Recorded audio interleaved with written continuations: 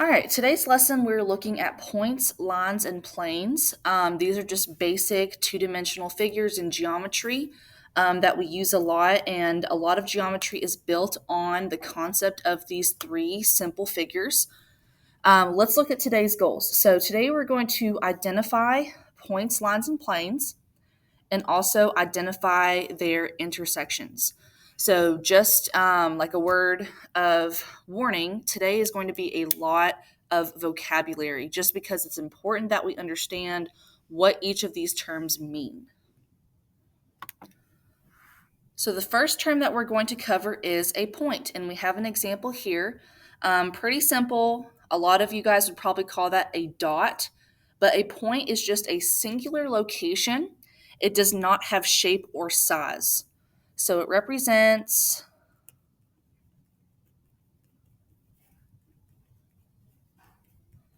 a location.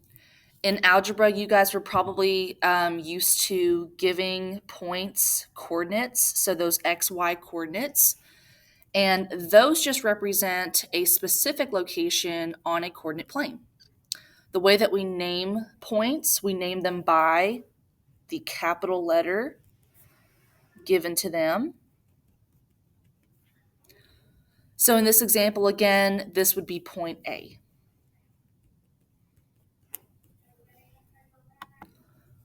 The next term that we have is a line. Now, let's say we take several points, we all connect them. Well, a line would be formed. So that's essentially what a line is. A line is made up of several points.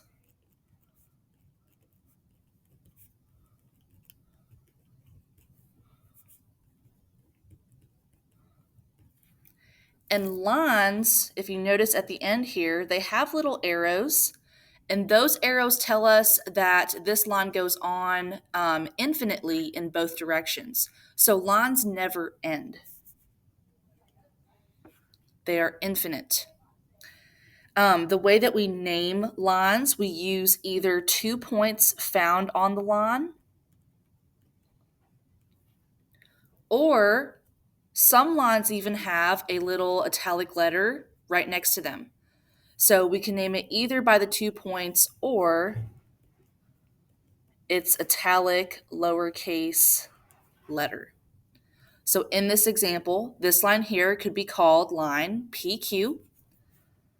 And the way we shorthand line, if you just draw one on top of your letters, that says line PQ. We can also do the flip of those. So instead of PQ, we could say QP. And again, we have that italic letter there, so we can say line M. Our next term is a plane. Here's an example of a plane in geometry. If you ever see this parallelogram shape with a bunch of points inside, that represents a plane in space. And a plane is basically just a two-dimensional flat surface.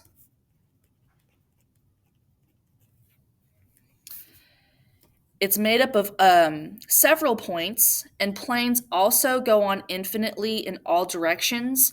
But because, that's kind of hard to draw, we can't draw a plane that goes on forever and ever.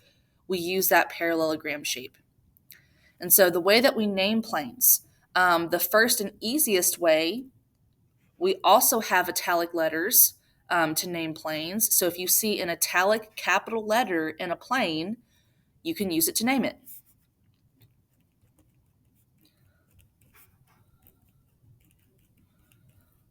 So it's capital italic letter.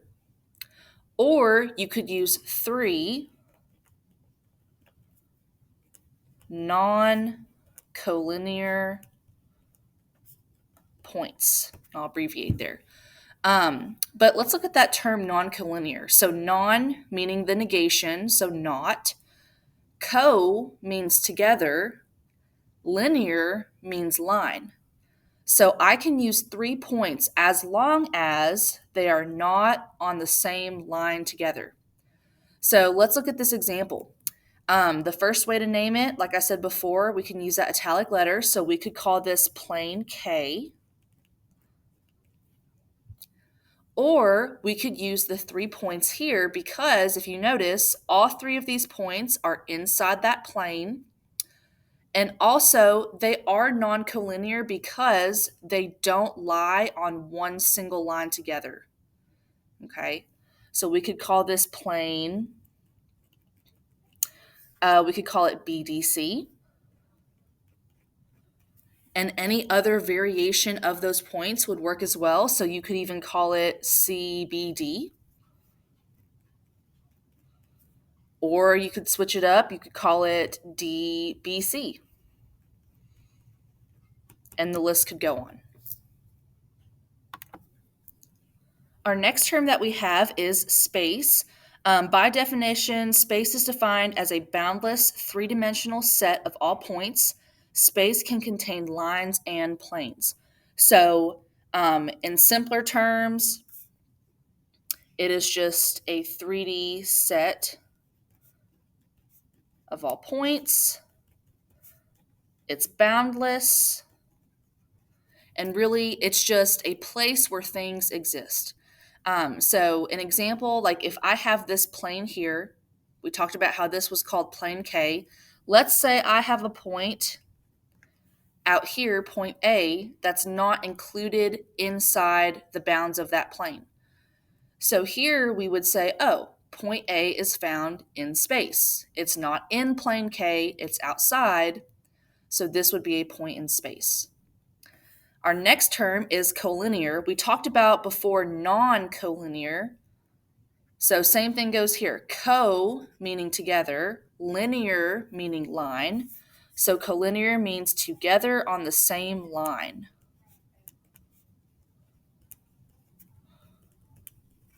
And they've given us examples here. It says points A, B, and C are collinear because they all fall on that line.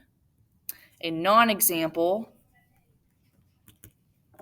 you could say D and B.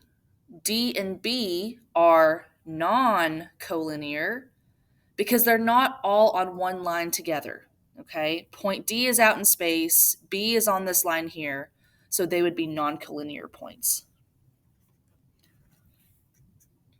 Okay, same thing here with coplanar. So co meaning together, planar meaning plane. So this term means together on the same plane. Okay, sorry about that. So together on the same plane, and again, here are some examples. Points P, Q, and R are coplanar because they are found within that plane S. All right, now we'll look at example 1 on the next page. So here we're practicing naming lines and planes. So for question 1A, it says to name the line containing point Q. And so if we look here, point Q is found right there. It's along this line. And so think back to the rules on how to name lines. We have to either use the italic letter associated with that line or 2 points found on that line. So the italic letter here, it's hard to see, but that is a C. So you could call this line C. And then also let's look at the points that are given. So we have Q. Let's use R. We could say line QR. We could also call it RQ. So just flipping those letters. Then we could use QT. And it's flip, TQ. And we could also use TR. They're different points, but they're still on that same line as point Q. And RT. So those are all the possible names for that specific line. My next question says in 1B, a plane containing points S and point T. So again, when we're naming planes, we have to make sure that the points are coplanar, so they're all in that plane, but they don't lie on one single line. So if we look here, line V is out in space. It is outside of the plane. So really anything involving point V is not going to be a correct answer. So I would eliminate that choice, and that choice. So that was a pretty easy question. That leaves us with plane QST. But if you also notice, points Q, S, and T, they are all within that plane A, but also they are not all on one single line. S is kind of out there by itself. Let's now look at example 2. So this example practices modeling points, lines, and planes. So basically giving real world examples. That is a big target within the geometry standards. Can you see a real world object and give its geometrical representation? So the picture's not the best, but at least we have a description. So the first thing says the notebook. What does the notebook model? Well, if you think about notebooks in general, they're flat, they're two-dimensional, and so that would be considered a plane. And that's a good rule of thumb. Anything that is flat, two-dimensional, that's going to be an example of a plane. The next one says the edges of the notebook. It already tells us that they model lines. Okay, so I want you guys to go ahead and kind of register that in your brain as a buzzword. Edges of any object are going to be considered lines. And even if you take your pencil, if you are able to draw along something, so if you see here, I'm drawing along the edges, right? Those are considered lines. So here we have lines JK right here, KL, and also you could say JN. That's another line formed, or NL, either of those. The next question says the quarter models point what in space? It's already told us what it is represented by, so it's represented by a point. And again, anything circular, that's going to be one location. So circular objects typically represent points. And in this case, it is point M. The next one says points N, L, K are what? So N, L, and K, well, they're not all on one line. We have this line connecting N and L, this line connecting L and K. So they're not collinear, but these 3 points are all on the notebook. And before we said the notebook models a plane. So these are an example of coplanar points. And the last one, points P, Q, and R. They're found along the pen here, P, Q, and R. And those are an example of collinear points. So here are some tricks to identify what an object in the real world might be representing. So if we have something representing a point, typically if the object is circular in any way, that's going to represent just like one point in space. So some common examples, like we said before, the quarter. So coins are used a lot. Thumbtacks on a bulletin board. I see that example a lot. And also, this one's kind of a weird one, but ice cream scoops. Are they perfectly circular? No.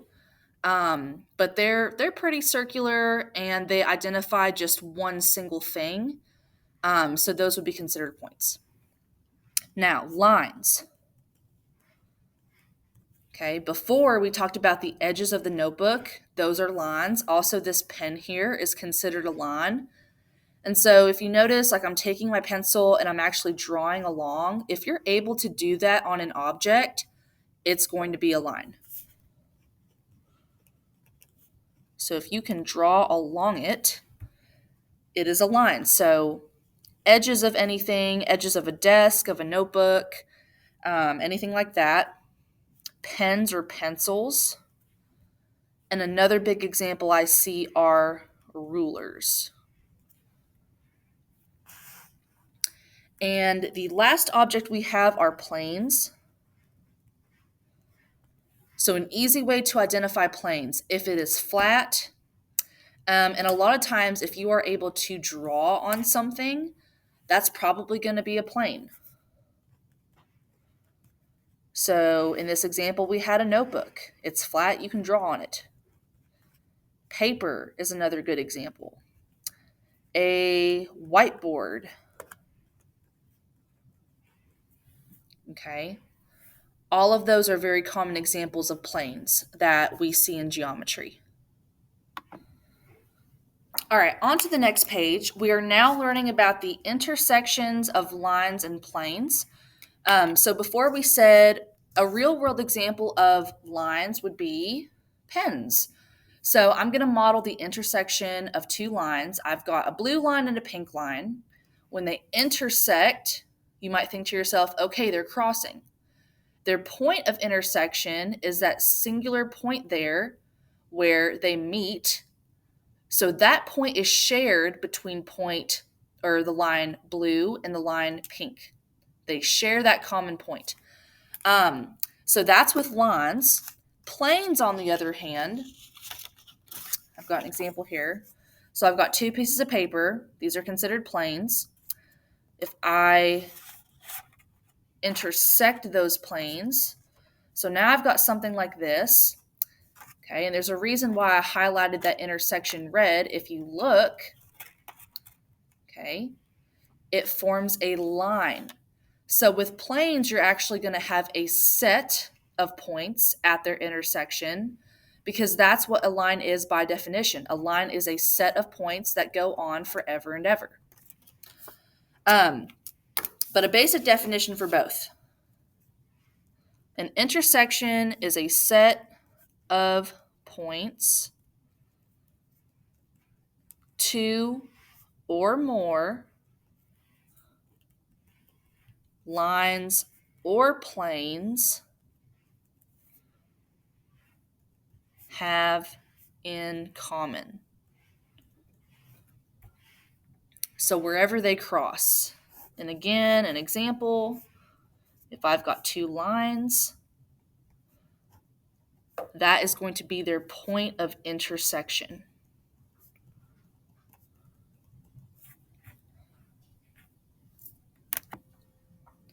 So we're actually going to skip that example 3 just because it's already kind of done for us. There's not much learning to be gained from that. So we're going to go down to the check. It says draw and label a figure to represent the relationship. Here we have line JK and LM. They intersect at P for J is this coordinate, K is that coordinate, L is that coordinate, and M is that coordinate. It's on the coordinate plane. Point Q is coplanar with these points, but not collinear with JK and LM. So we're taking all this information and we're going to represent it here on our graph or our coordinate plane. Okay.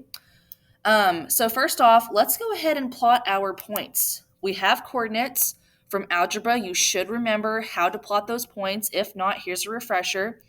J is at -4, 3. So along the x-axis, let's find -4. Let's go up 3. So point J is going to be found right there. Let's do the same for the other points as well. All right, so I've went ahead and plotted those points. If we look at the first couple words here, so this says line JK. So obviously if J and K are together, they're forming a line together. So I'm going to connect them. Line JK. And then I'll put the arrows as well. Same thing with line LM.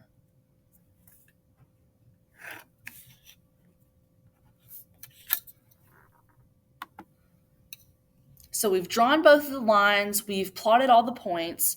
One thing that it mentions, it says that they intersect at P. So their point of intersection here is called point P. We need to add that as well. Then it says point Q is coplanar, but not collinear with the two lines. So that just means point Q exists somewhere on this graph, but it's not on either of the lines that we've drawn. So really it's up to you where you would like to put point Q. You could put point Q here, and that would be perfectly fine as long as it meets the parameters that the question set forth.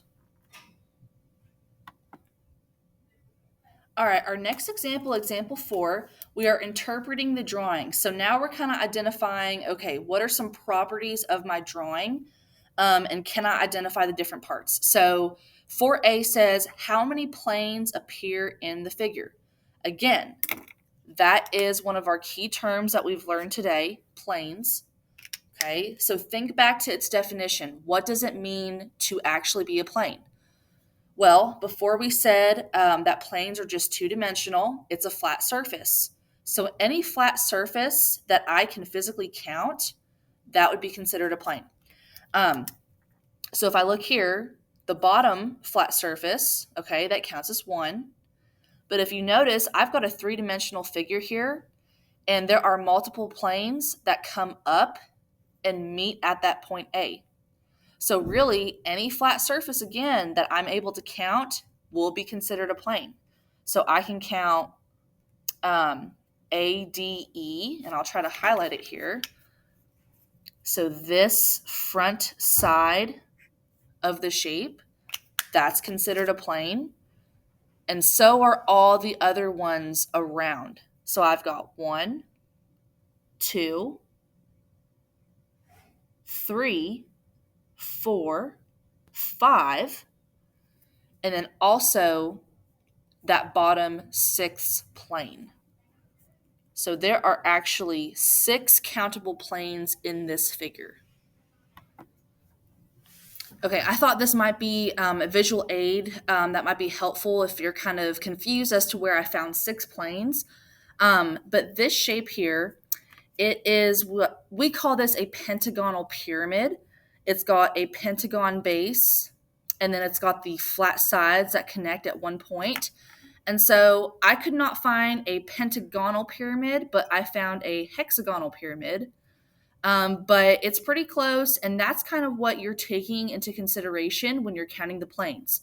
So imagine taking that shape, physically holding it in your hand, and counting the flat sides.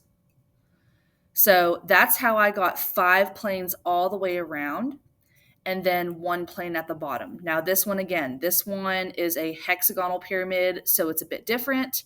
But that is the way that I found 6 planes. All right, next part of that question says name 4 points that are collinear. Again, that's one of our key terms that we're focusing on today. Co meaning together, linear meaning line. So any points, as long as they're on one line together, those would be collinear. So 4 automatically that I see, H, I, C, F. All together on that one line. The next question says, name the intersection of plane GAC and plane P. So GAC, if I go in that order of points, GAC, so it's asking about this plane here, that side, and then plane P is that flat plane. So where they intersect, again, if I think back to this example here when I took the papers, if I've got 2 planes that intersect, their intersection is going to form a line.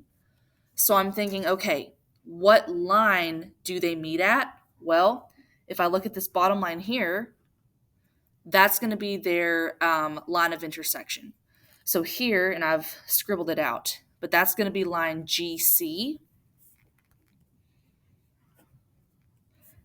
Or you could say CG. That last question. So it says, at what point do JI and DC intersect? And so this is kind of where in geometry, you're going to have to practice like using your imagination to think about how things are represented in a 3-dimensional way. So JI on your paper, if you notice, there's a little dotted line there. And so what that's implying is, let's say if I take this plane here, It's actually implying that that line JI is going through the plane like that. So if my pen represents the line, it's kind of cutting through that plane up and down. So that's what JI is doing. CD, on the other hand, is on top of the plane. So what CD is doing, if I take my plane, it's lying right on top.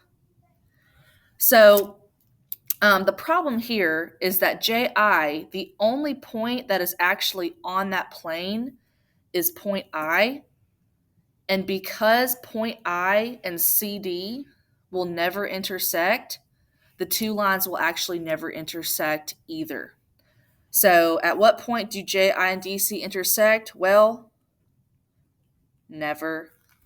They will never intersect simply because point I is the only point for that line that is actually on the plane. All right, very last example, some more real world representations. I don't need to read all this. I'm just going to look at my picture. But it says complete the statement regarding the geometric terms modeled by the biplane. So here, each wing models a what? So if I look here, we've got the wings, okay? Yes, I was able to draw along them, but if you think about one of these old-fashioned planes, if you look on top of the wing, it actually looks more like this, right? It looks like a rectangle. So each wing would actually model a plane. The intersection of a strut and a wing models a what? Well, any intersection, okay, if it's an intersection of lines, that's going to be a point. If it's an intersection of planes, it's going to be a line. So here we've got this strut right there, and then we've got this wing right here, okay? And notice here I'm just outlining the edge of the wing. So the edge of the wing and that strut, those are two lines. So their intersection is going to be a point. And then the last one says the crossing of two flying wires. So again, we've got the flying wire here, the flying wire here. Okay, I'm not sure why the video cut me off right there, but that final answer was also a point. So that's the end of that lesson. Thank you guys for following along. If you have any questions, please make sure to email me, and I will see you in the next lesson. Thank you guys.